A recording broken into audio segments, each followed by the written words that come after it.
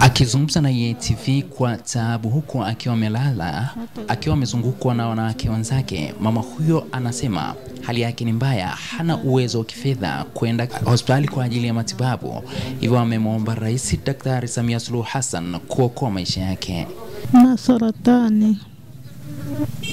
Hali yangu bado naumwa. Maisha yangu sina hata chochote. Hata na kiuchumi wa chakula wa kila kitu. Anasema tatizo alilonalo ni kubwa, ugonjwa saratani ya titi ambayo inasumbua na inatishia maisha yake. Ameelezwa kuwa hawezi kupata matibabu yoyote katika hospitali ya wilaya Kiteto na kutakiwa kwenda hospitali za rufaa.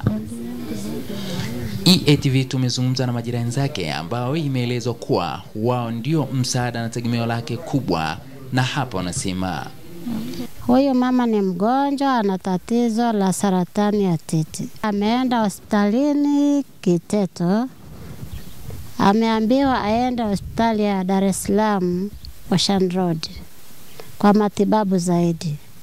Kwa huyu mama tunavyomjua na ni jirani yangu, kwa kweli hana chochote na hana watoto wa kuweza kumsaidia. Ninachokuomba ndugu yangu Samia,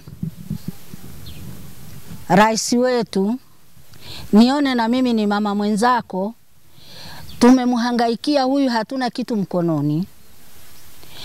Tumeenda huku na huku, jinsi ya kumuokoa hatuwezi, ndio maana tukafika kwa mwandishi wa habari. Diwani wa viti maalum Kiteto Jalala Mreham anaeleza namna serikali ya Kiteto ilivyoweza kumsaidia, huku mwenyekiti wa mtaa wa Matui naye akieleza hali ilivyo sasa kwa mwanamke huyo. Hali ni mbaya. Kupitia barua hii ya DC ya mkuu wa wilaya Kiteto, kwa msaada wake ametupa barua tu, hatuna mchango wa aina yote mkononi.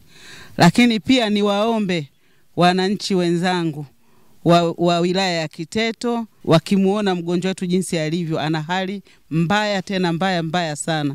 Tatizo la huyu mama kwa sababu hana msaidizi. Msaidizi ni ndugu zake Waislamu na Watanzania wenzio. Yani waliona ili tatizo, kila mmoja mwenye jicho la huruma muangalie huyu mama kwa jicho la huruma, ili tuweze kumsaidia wote kwa pamoja, tunusuru hali ya huyu mama.